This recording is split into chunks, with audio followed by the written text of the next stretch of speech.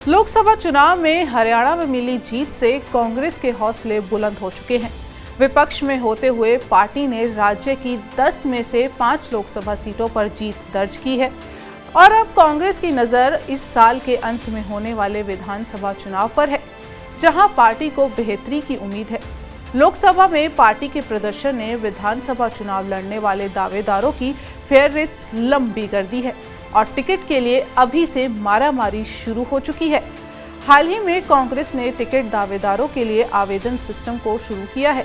कहा जा रहा है कि इस प्रक्रिया से अब तक 2000 से ज्यादा आवेदन आ चुके हैं और दिलचस्प बात यह है कि इन आवेदनों से कांग्रेस को करीब 3 करोड़ रुपए मिले हैं। 3 जुलाई से कांग्रेस ने टिकट दावेदारों से आवेदन लेना शुरू कर दिया है और पिछले 28 दिन में सभी 90 सीटों के लिए 2000 से ज्यादा आवेदन आ चुके हैं, वो भी तब जब कई बड़े नेताओं ने अभी तक टिकट के लिए आवेदन नहीं किया है। अब तक औसतन हर सीट पर टिकट के लिए 22 से ज्यादा दावेदारों ने आवेदन किया है। दलित बाहुल्य सीटों पर ये दावेदारी 50 के आसपास है और दावेदारों की भीड़ देखते हुए कांग्रेस ने आवेदन की तारीख भी बढ़ा दी है। अब हरियाणा में टिकट के लिए कांग्रेसी 10 अगस्त तक नेता आवेदन जमा कर सकेंगे और कांग्रेस ने सामान्य वर्ग के लिए आवेदन शुल्क 20,000 रखा है। दलित और महिलाओं से आवेदन के लिए 5-5 हजार रुपए लिए गए हैं और आवेदनों की संख्या के हिसाब से देखा जाए तो अब तक का नामांकन के फॉर्म से कांग्रेस को करीब 3 करोड़ रुपए की कमाई हुई है।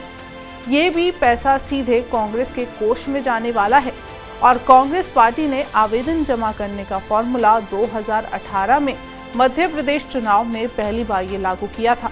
इसके बाद कर्नाटका और तेलंगाना में भी ये फार्मूला लागू किया गया। वर्तमान में हरियाणा के जो कांग्रेस के प्रभारी हैं, वो 2018 में मध्य प्रदेश के प्रभारी थे। इस नियम को लागू करने की 2 मुख्य वजह हैं। पहली, कांग्रेस आर्थिक तंगी से जूझ रही है और पार्टी दावेदारों के सहारे अपने कोष को मजबूत करना चाहती है। दूसरी वजह टिकट वितरण की गंभीरता है। पार्टी को लगता है कि पैसा खर्च कर वही लोग दावेदारी करेंगे जो चुनाव लड़ने को लेकर गंभीर होंगे। विधानसभा के चुनावों में कांग्रेस की तरफ से दावेदारों को टिकट देने की एक पूरी प्रक्रिया है और इस प्रक्रिया के तहत आवेदन के जरिए कांग्रेस सबसे पहले दावेदारों का नाम लेती है। इस नाम को जिला इकाई द्वारा वेरीफाई किया जाता है।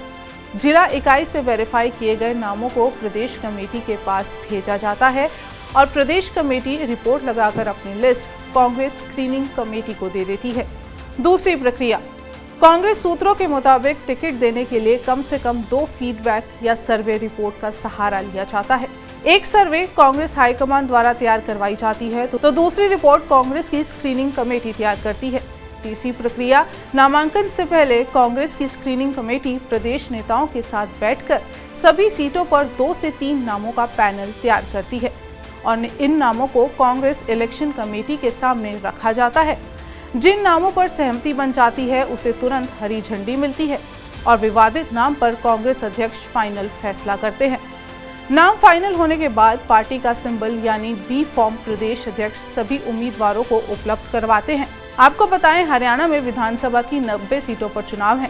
कांग्रेस 2019 की तरह इस बार भी अकेले मैदान में उतरने की तैयारी कर रही है। पार्टी को 2019 में राज्य की 31 सीटों पर जीत मिली थी, लेकिन हालिया लोकसभा के चुनाव के बाद से पार्टी उत्साहित है और लोकसभा चुनाव में कांग्रेस को 10 में से 5 सीटों पर जीत मिली है। इतना ही नहीं, पार्टी के विधानसभा की 42 सीटों पर बढ़त भी बनाई है।